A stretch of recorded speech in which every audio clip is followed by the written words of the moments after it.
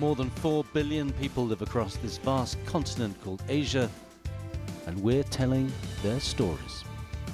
On this edition, banished from their homes several days a month in the name of tradition. An ancient Chinese musical instrument that stretches back into the mists of China's dynastic past. Women diving into the depths of the ocean, a tradition that goes back 1,500 years. I'm Tony Cheng, and this is Assignment Asia.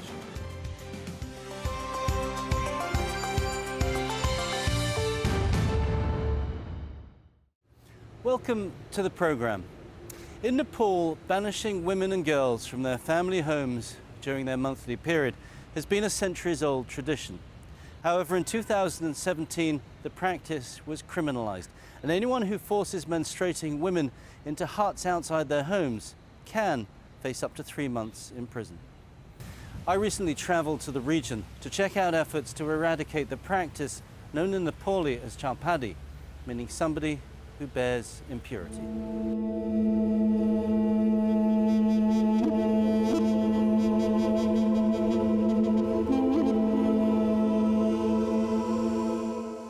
A thick mist shrouds the valleys of western Nepal. Like a veil, it hangs over this remote and isolated region, keeping it hidden from prying eyes. Nestled in the hills, the communities here practice an old Hindu tradition known as Chhaupadi. Menstruation is seen as a taboo, a time of impurity, and during their period, women must remain outside the house. Sunita, a lively and inquisitive 16-year-old, leads us along the narrow terraces to her home and her menstrual hut.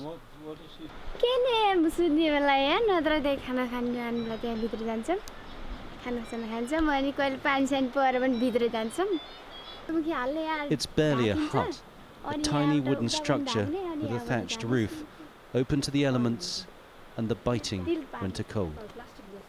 But unpleasant as it is, the tradition has been in her family for generations.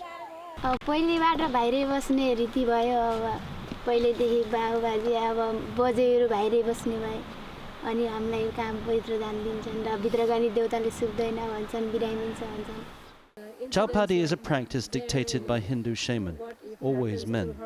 During menstruation, women are allowed to work, but they can't share the comforts of home.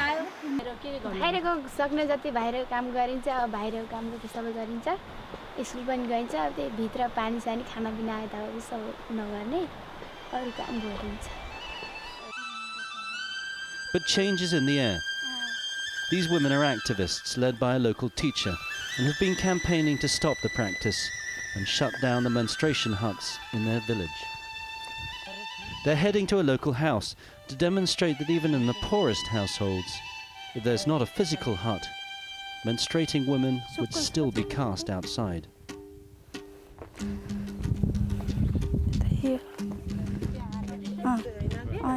They pull out an old tarpaulin that's hung from an overhang on the upper deck of the house. Inside here is how the women of the household would live for 5 days a month, isolated and alone. घर नजिक नजाने अब यस्तै अब माथि पहिलाको चलनमा यही गरेर अब सुत्ने पाल हालेर हैन अनि परालको माथि पराल अनि तल परालको मुनि पनि गएर सुत्ने अनि एउटा पातलो कम्मल दिने त्यो कम्मललाई दैनिक धुनु पर्ने अझ धुनु पर्ने अनि 5 दिन भएको दिनमा अनि लुगा सुगा धोएर अनि बिहान जाने कोही त 7 दिन पछि जाने. And the isolation wasn't only physical. Deemed untouchable during the time of their period, women were made to feel dirty and guilty for any wrong that befell the household. अब कस्तो हुन्थ्यो अब खाना नपाउने भोक लाग्ने काम गर्नुपर्ने है अनि बिहान नै नुहाउनु पर्ने बिहान नै उठ्दाबित्तिकै त छुइबाई छै नुहाउन जा भनेर अब आमा बाउले रिसाउने अनि जाडो पुसमा पनि बिहान नै गएर 9 बजे नुहाएर आउने. The threat of disobedience was not to be taken lightly. तै पनि बुढापाकाहरूले मान्दैनथे. कहाँ त्यसले भनेको हुन्छ देवी देवता बिग्रेर जम्मै कहाँ बाख्रा बाघ खान्छ घरमा आगो लाग्छ यस्तो यस्तो कुरा पनि सुन्न पाइन्थ्यो। It's a heavy burden to bear. In traditional Nepalese society, women are expected to maintain the household, raise their children, and generate income for the family. In rural communities like this, that often involves back-breaking manual labor, a burden that's often not shared.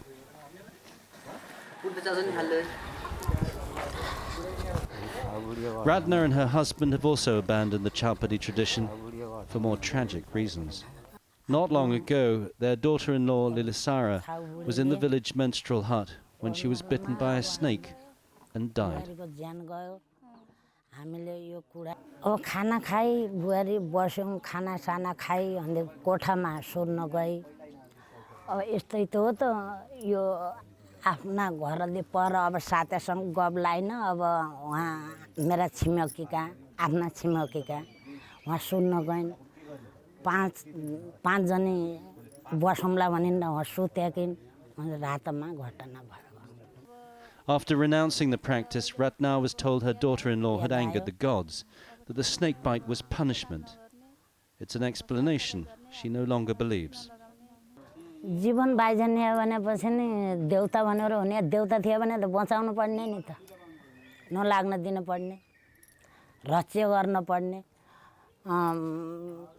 आँखा र काख लागे बेला देउलले पनि हामी छौं भन्न पर्ने जीवन बाइजन्य के देउता आफ्नो आफूले सचेत रहने महिलाहरूले कड्कन सकिने अब हामी परछुत्ती यस्तो छु बुढी बनाउने यस्तो उस्तो छैन हाम्रो Amna कर्ममा सोच्छौं. In the capital Kathmandu, things are better. Chhaupadi was outlawed in 2005 and is uncommon in Nepal's urban centres. But it's commonly practiced in 19 of Nepal's 77 districts, affecting more than 3 million women. At this human rights workshop, the practice is decried as a violation of the basic human rights of women, one which is costing lives. त्यसपछि चाहिँ अहिले पनि नीतिगत रूपमा केही परिवर्तनहरू आएको छ र लामो महिला आन्दोलन भनौं यो छौपडी प्रथाबाट धेरै महिलाहरूको मृत्युहरू केटीहरूको मृत्युहरू बालिकाहरूको मृत्यु भइसकेको अवस्था छ र देशमा यसको विरोधमा ठूला अभियानहरू त्यही ठाउँमा पनि भएका छन्. The practice is firmly rooted in some parts of Nepali society, however, making it very hard to stop. जबसम्म चाहिँ यो सोसाइटीका हुन्छ नि समाजका अग्र बुद्धिजीवी अब त्यहाँका अलिकति मान्ने मान्छेहरूले बाट नै त्यस्तो खालको दबाब छ के त्यो ठाउँहरुमा विशेष गरी यो अछाम हैन बजाङ बाजुरा विशेष गरी सुदूरपश्चिम मैले हामी जाँदाखेरि देखेको चाहिँ उनीहरूले नै गाइडेड गरेका छन् के समाजमा चाहिँ. But who are the religious leaders who impose Chhaupadi? This group of shamans from the village of Bastapur are on a pilgrimage to the temple of the goddess Paduka. Their journey of 4 days, barefoot through the mountains, is to placate the anger of the gods, in part for the sins of menstruating women, they tell us.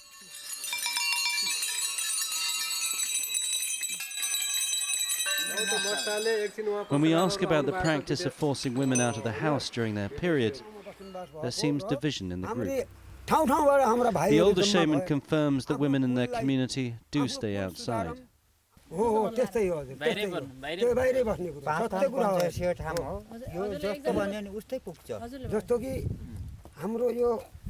His colleague, aware that the process is illegal, issues a quick retraction.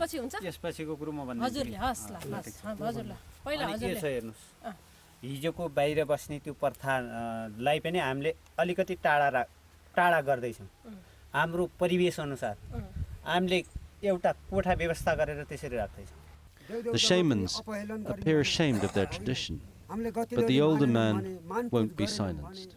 अघि नै जस्तो कि हजुरले भन्नुभयो नि अथवा कोही बाहिरको छुई छिटा हुने हैन र त्यो हामीले आउन दिन्नौं किनभने हाम्रो कुलको लागिमा अनि अलि परै नै बसालेर हामीले त्यो काम गर्न सक्छौं गर्छौं. There are the perceived crimes that offend the gods, and then there are real crimes, often perpetrated against women, when they're most isolated and vulnerable. In the middle of last year, Rama was staying with her friend Sarita. Sarita had her period, so was forced to stay in the family Chhaupadi hut. Rama kept her company. त्यतिखेर खाना खाएर सुत्न गएको थियौँ सुतिसकेपछि 10 बजेतिर हामी सुतिसकेको थियौँ तिनीहरू 81 आएका अनि त्यसपछि निर्मला उठेर उता गइहाले अनि म हुँ सुतेकै थिएँ त्यसपछि त्यो जनक भन्ने आएको थियो अनि सोल्टी सोल्टी भन्यो अनि त्यसपछि म केही बोलेन कमल ताने उता फाल्दियो अनि म सुतिरहेको थिएँ अनि पछि 81 जब गरेको जबरजस्ती 3 boys raped her, all of them under 18. They left her bloodied and unconscious in a field outside. Well, this is the hut where the police say the girl was raped by 3 boys in July, but the girl's uncle, who owns this land, says that the women in his family don't practice the Chhaupadi tradition. हामीहरूले खासै अब गाउँमा के कस्तो छ त अब गाउँघरमा पनि त्यस्तो यहाँ त्यस्तो देखिएको छैन हामीहरूले अब त्यही भित्र नै बस्छौं हामीहरू त्यस्तो बाहिर छाउगोठ बनाएर महिलालाई बाहिर राख्ने गरिएको छैन अहिलेसम्म But when he shows me the hut, it's clear from the well-worn boards of the interior that it's in frequent use, and a recent floral offering hangs by the door. Even in the face of the evidence, however, he maintains his ignorance. मलाई त्यही हो थाहा मलाई केही पनि थाहा छैन केटाहरू 3 जना केटाहरू र त्यो केटीलाई पुलिसले समातेर लैसकेपछि किन समातेर लयो त भनेर हामी पछि जाँदाखेरि हामीलाई यहाँ पनि थाहा नभएर तल त्यो डाँडामा गइसकेपछि बल्ल थाहा भएको The police investigated and quickly found the 3 rapists. Although the evidence was overwhelming, because all 3 were minors, they've now been released back into the community without being confined to jail. And despite the fact that every household here has a menstruation hut outside, a practice that's illegal, not a single arrest has ever been made for forcing menstruating women out of their homes. त्यस्तो अहिलेसम्म त गरेको अवस्था छैन हामीले देखा नै छैनौ त्यस्तो कसैले बाहिर रुममा आउट रुममा उनले कम्प्लेनहरु चाहिँ हामी कहाँ गर्न आएको अवस्था देखा छैन हामीले यदि उहाँले लिएर आउँछन् कम्प्लेन यस्तो छ उस्तो छ भनेपछि हामी उहाँलाई चाहिँ कारबाही गर्नलाई हामी तयार And the wall of silence in this male-dominated community remained firm when we spoke to the father of one of the rapists. He claims his son was just a bystander and shouldn't be confined to jail. अब पत्याउने कुरा त अब आफूले देखेको कुरा नै आफूले देखेको जानेको भए पनि अब हुन्थ्यो अब होला भन्ने सोच्छु त्यही नै होला भन्ने But it's clear many here find that hard to believe. The double standard is hard to ignore. Women forced from their homes, deprived of comfort food, and at the mercy of man and beast, while men, found guilty of serious physical assault, are allowed to go free.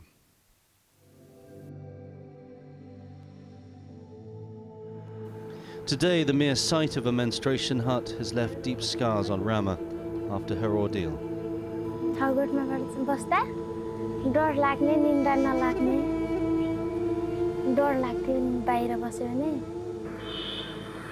But unlike the men in her community, she's not hiding behind ignorance. After recuperating for several weeks in hospital, she's now back at school and studying hard to be a doctor. On a mountain pass, a group of all-male musicians rehearse for a wedding party.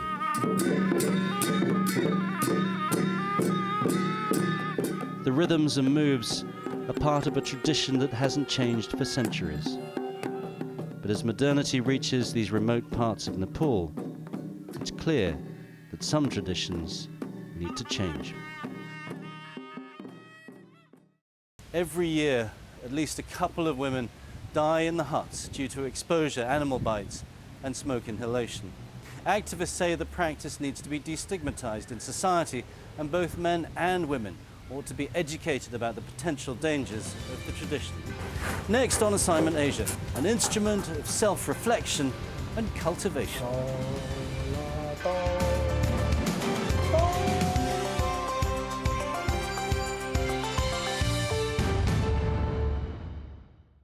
The ancient Chinese musical instrument, the Guqin, has sometimes been described as the father of Chinese music, as it's said to be able to communicate some of the deepest and most profound feelings.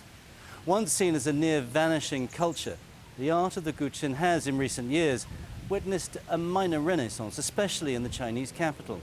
Assignment Asia caught up with a Guqin maker to find out how his craftsmanship is helping to keep an ancient tradition alive.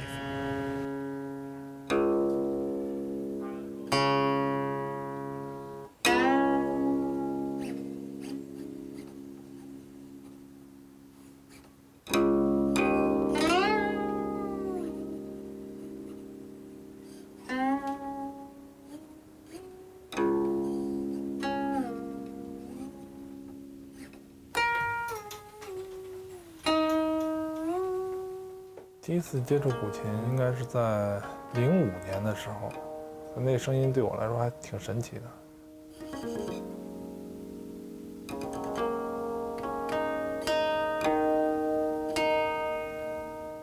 我叫隋一阳，今年32岁，我是一名独立的古琴制作人，从事古琴制作已经有10年了。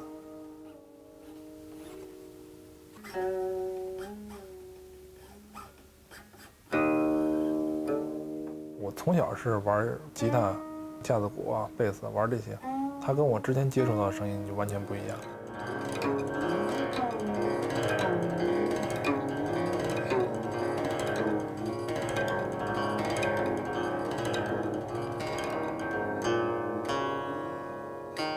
其实它的技法比西洋乐器稍微简单了一点，但是它追求的意境比较难。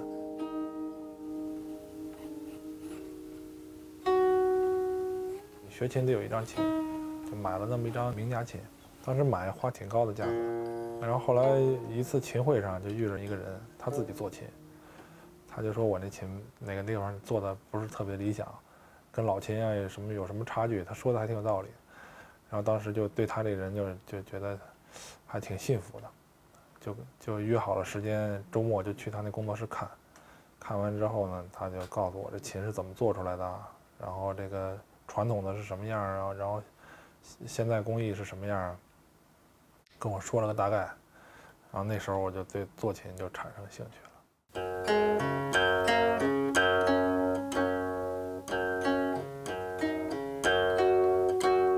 既然决定做了，就肯定想要把这事儿做下去嘛。当时就租了一间房，采买原材料，开始动手试做。你刚开始学的时候，就所有的地方都是困难，因为你对这个乐器是陌生的，就是你不知道怎么样去制作它，它是美的；怎么样制作它，它出来的声音是合理的。所以就是看那个古人记录下来的这经验。我又去参考了一些博物馆现存的实物，它每个时代的存世的老琴，去印证那个时期的琴人写的文字，有些能对上号的。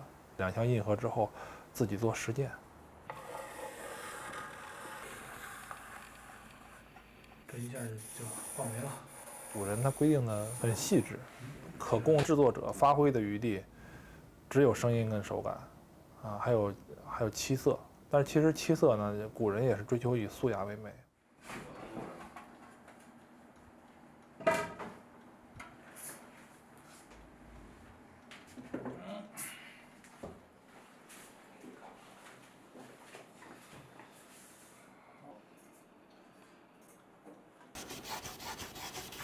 漆缸修刷到这个琴上的时候很亮，古人呢觉得这种亮会抢了书房的气，会想办法把这个光给它揉掉，退光。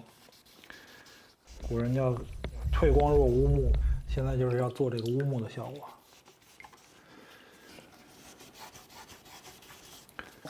在最开始做琴的时候，这黑漆怎么做也做不到这个古人要求的效果。然后后来通过朋友的渠道打听，说那个清华美院有人去日本学过这个速修工艺，然后也没有人去引荐，我就自己找过去了。他们不收这个外来的人，后来就给他们看我做的这个作品啊、照片啊，然后跟他们说我有过一定的修漆经验。西北人看我心也挺诚的，就说那你留下来吧，试试吧。每天拿点半成品过去，在他们指导下就学这个素修工艺。其实这个工艺呢，本来就是中国的，中国古人的啊，然后传到日本去，得到了完好的保留。学会这个修刷和打磨黑漆之后，整体的这个面漆工艺才达到现在这个效果。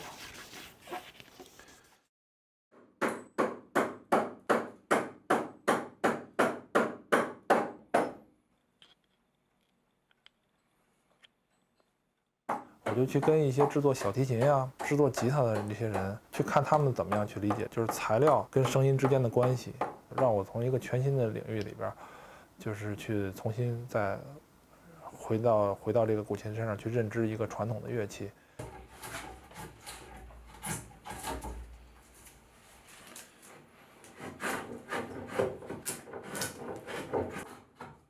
我自己平均下来也2年多。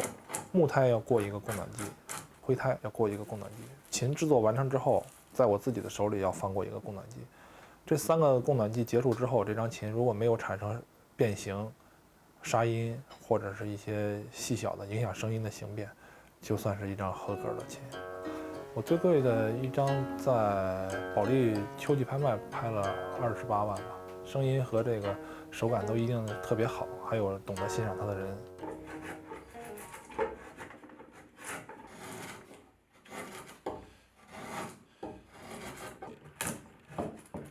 古琴用的大步骤的原材料也就是5、6种。从2012年开始，一直到现在，每年都要去边远的山区的村落去看这些原始材料的收集者，比如湖北人头山区，看他们采割生漆；然后去重庆的盘龙古镇，去看他们如何收割苎麻、编织下布。最近去的内蒙古，去看他们收集野生鹿脱落的鹿角，然后熬制鹿角霜的过程。不纺车，他来回他得穿那个梭子。每到一个地方，每看到一位原材料被采集的这个过程，都让我跟这个材料之间产生了一种敬畏。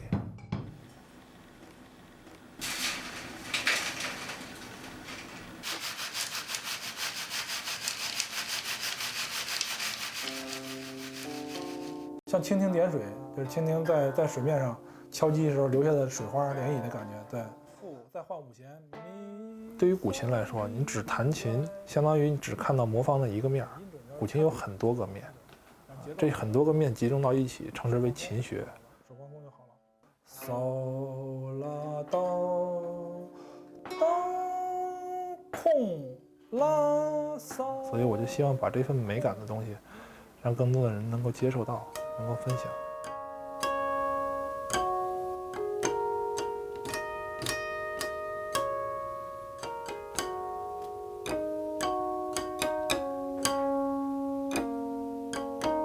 所以我就觉得我自己安安静静的做一个手工艺从业者，每天呢，早上起来列计划，今天要干成什么，一直到晚上写总结，然后把这一天的工作完成之后，它带给我那种平和和充实感。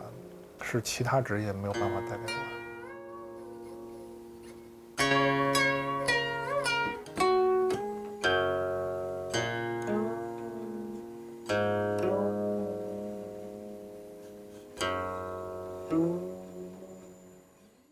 In 2003, UNESCO proclaimed Guqin music as one of the masterpieces of the oral and intangible heritages of humanity, a tribute to a tradition that's existed for over 3,000 years and is virtually inseparable from Chinese intellectual history.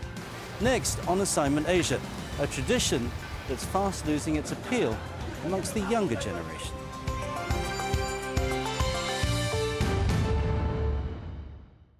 The Korean tradition of deep sea diving for sea cucumbers, abalones and oysters goes back to the 5th century. Once a male-only profession, it became dominated by women in the 18th century, when many women replaced their husbands as the principal breadwinners. But as Jack Barton found out, these women divers are carrying on a legacy which is clearly entering its final days. Korea's Haenyeo divers, like Kim Sim-yong, plunge as deep as 20 meters to harvest seafood. The women use a traditional tool called a homi to prise sea urchins and other shellfish from their hiding places beneath the rocks. The homi can also be used to harvest seaweed and agar from the ocean floor. Henyo dive without the aid of oxygen tanks, limiting the time they can spend underwater. It's no doubt one of the reasons this tradition is believed to have lasted more than 1,500 years. But it's a tough life, with plenty of risk and little appeal to young people in a country that has witnessed dramatic economic growth. 우리 시절에는 한 70명부터 시작해가지고 60명, 50명, 40명이 지금은 30, 한 7, 800밖에 안 돼요. 나이 많은 사람은 점점 떨어지고 알로 후생들은 안이 들어와가지고 이 앞으로 점점 줄어들게 됐어요. In the 1960s, there were more than 23,000 Henyo just on Jeju Island, about 10% of all women at the time. Once, this was a young woman's job. Now 98% of Henyo are over the age of 50. Jeju Island has even dedicated a museum to preserving and promoting their long heritage that can still be seen along the coastlines of many of South Korea's islands. Henyo still occasionally use these structures as changing rooms, but for centuries they played a far more important role. The women would gather here, often around a fire, to make important decisions for their community. This was essentially the local council. Henyo are often the sole breadwinners for their families.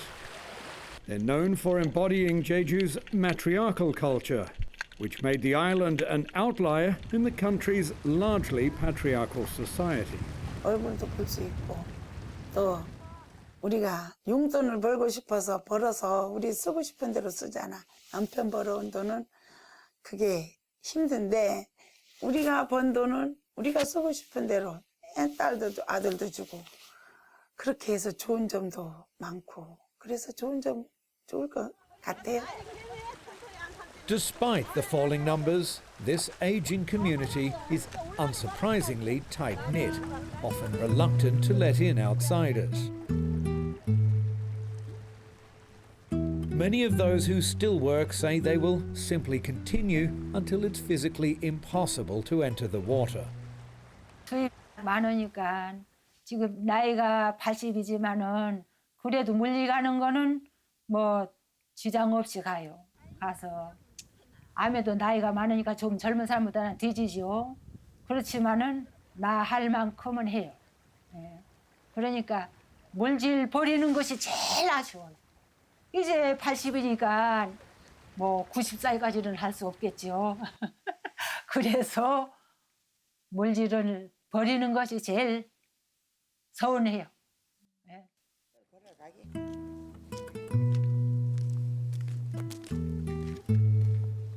A pity indeed if this iconic Korean tradition dies with the last generation that was born into what is now a quickly vanishing way of life. For Assignment Asia, I'm Jack Barton on Jeju Island.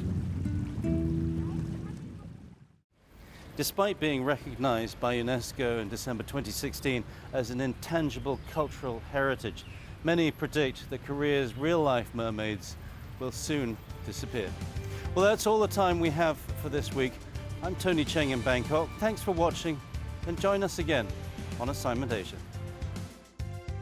Share your thoughts and contribute story ideas for future shows by contacting us on social media.